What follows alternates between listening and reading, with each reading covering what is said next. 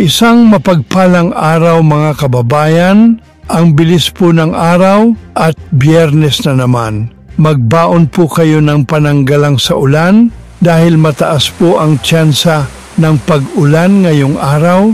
Dahil 3 low pressure area po ang namataan ng Pag-asa at patuloy po nilang binabantayan at inoobserbahan. Ang masama po dito mga kababayan, ang isa sa low pressure area ay mataas ang tsansa na maging bagong bagyo sa susunod na 24 oras. Ayon po yan sa Pag-asa. Samantala, makakaranas pa rin po tayo ng kalat-kalat na pag-ulan o minsan malalakas na pag-ulan. Dulot po yan ng southwest monsoon o habagat na pinapalakas ng 3 low pressure area.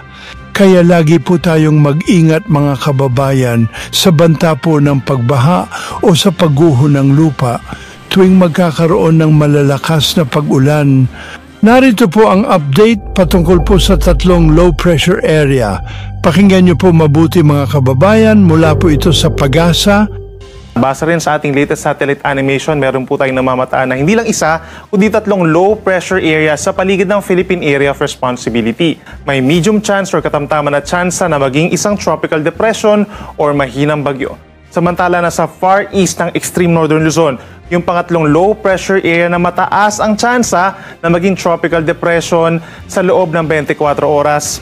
Huling namataan higit 2,100 kilometers east of Batanes. Kung sakasakaling maging isang bagyo, ay hindi naman papasok ng Philippine Area of Responsibility. Itong 3 low pressure areas, walang direktang epekto po sa ating bansa at kung meron man itong epekto, yung tinatawag natin na paghila or paghatak ng southwest monsoon, siyang bahagya lamang po dito sa bahagi ng western sides ng ating bansa. Patuloy pa rin pong epekto ng southwest monsoon or hanging habagat sa malaking bahagi ng ating bansa. Mataas ang tsansa ng ulan dito sa may Visayas, Mindanao, halos buong Mimaropa at maging dito rin po sa mga probinsya ng Zambales, Batangas, Bataan, Cavite, Metro Manila, paakyat ng Batanes, and Babueng Group of Islands. Yung mga pag-ulan po natin ay dahil southwest monsoon or hanging habagat. Yan po muna ang ating weather update.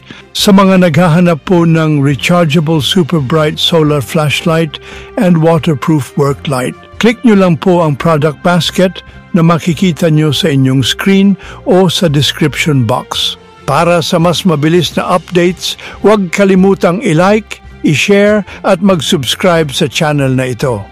Hanggang sa susunod na ulat panahon, stay safe and weather-wise mga kabayan.